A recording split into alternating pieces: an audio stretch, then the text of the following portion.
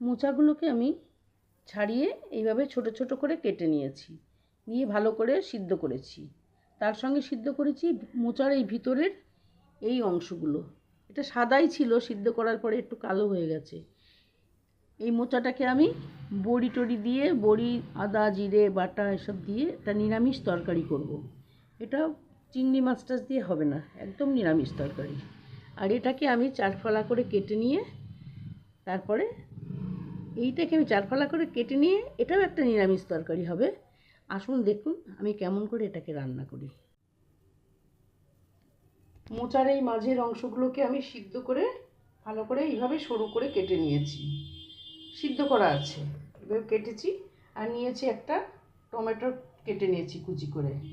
আর আছে বেসন, অল্প লবণ দিয়ে আমি ফেটিয়ে রেখে দিয়েছি। এটা দিয়ে আমি এগুলোকে ভাজবো ছাকা তেলে। আর আছে লবণ, আদা আর জিরে বাটা। এখানে আছে ফোড়ন দেওয়ার জন্য জিরে, গরম মশলা আর তেজপাতা। আমি এই এলাচগুলোকে একটু থেতো করে নিয়েছি। আর এবার আমার এখানে তেলটা গরম হয়ে গিয়েছে, কড়াই তেল গরম হয়ে গেছে। এবার আমি এই তেলে ওইগুলোকে ভালো করে বেসনে ডুবিয়ে মোচাগুলোকে আমি ভেজে নেব।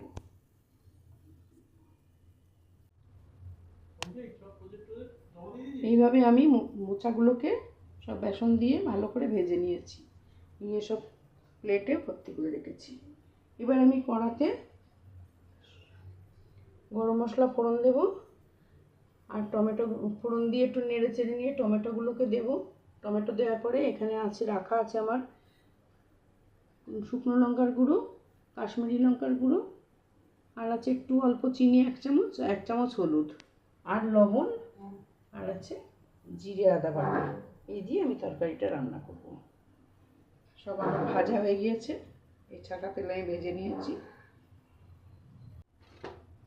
কড়াই আমি ফোড়নটা দিয়ে নিলাম।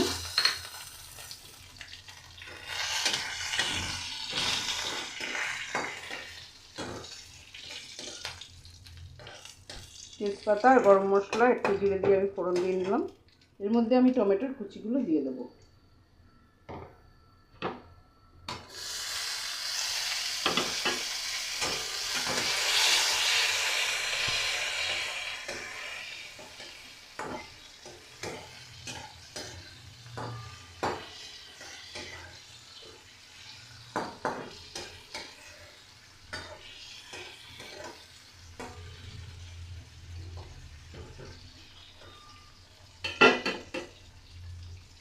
এবার আমি দেবো এতে জিরে আর আদা বাটা।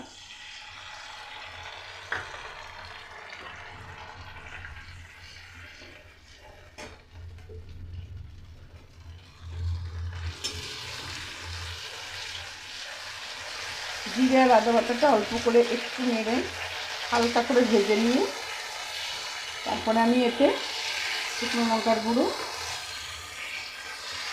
চিনি, হলুদ, লবণ আর একটুখানি কাশ্মীরি গুঁড়ো লঙ্কার গুঁড়ো ছড়িয়ে দেবো।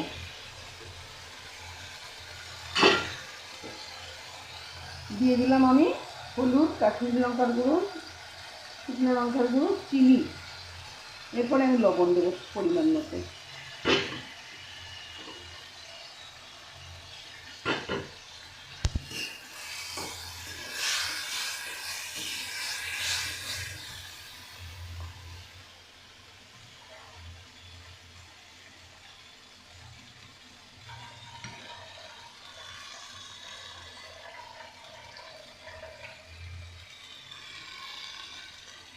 দিয়ে দিলাম আমি পরিমাণ মতো লবণ। রান্নাটা শেষ হয়ে গেলে নামিয়ে নিয়ে তাতে আমি একটুখানি গাওয়া ঘি ছড়িয়ে দিয়ে নামিয়ে নেবো। গরম মশলার গুঁড়ো আর দেবো না, কেননা আমি গরম মশলা ফোড়ন দিয়েছি। একটু ঘি দিয়ে নামিয়ে নেব।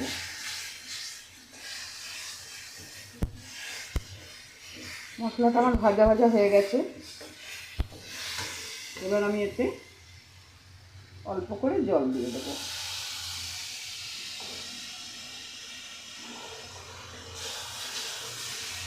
গ্রেভিটা বানিয়ে নিয়ে ভেজে রাখা মোচাগুলো ছেড়ে অল্প করে নেড়ে ছেড়ে আমি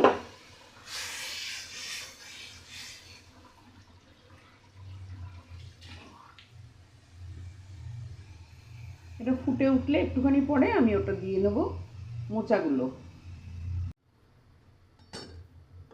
আমার গ্রেভিটা এবার তৈরি হয়ে গিয়েছে, ঘন হয়ে গিয়েছে কতটা। এইবার আমি ওতে এই ভেজে রাখা মোচাগুলো দিয়ে দেব।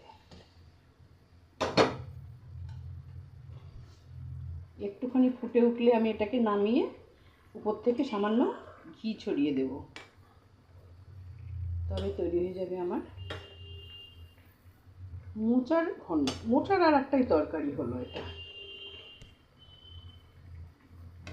মোচা নিরামিষ। ওবেলা আমি আবার মোচা যেগুলো ফুলগুলোকে কেটে রেখেছিলাম সিদ্ধ করে, সেটাকে আমি বড়ি দিয়ে ভালো করে রান্না করেছি নিরামিষ, সেটা দুপুরের খাবার হয়েছে। এটা আমার রাত্রিবেলা রুটি দিয়ে খাওয়া হবে। এটা রুটি দিয়ে খাওয়ার জন্য তৈরি করলাম। এবারে আস্তে আস্তে একটু ঝোল ঝোল না রাখলে গ্রেভিটাও আবার টেনে নেবে, নিতে পারে। বেশি বেশি টেনে নিলে তো শুকিয়ে যাবে না, সেই জন্য আমি একটু ঝোল ঝোল মতনই রাখছি।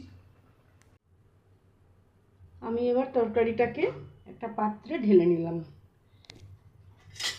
দেখেছেন আমি বললাম কি যে গ্রেভিটা একটু পাতলা রাখতে, পাতলা রাখলে এইবারে ঠিক জায়গায় এসেছে। একটুখানি এই তো ঘন হয়ে গেছে। হ্যাঁ, একটু পাতলা না রাখলে না, বেশি একদম শুকিয়ে গেলে খেতে ভালো লাগবে না।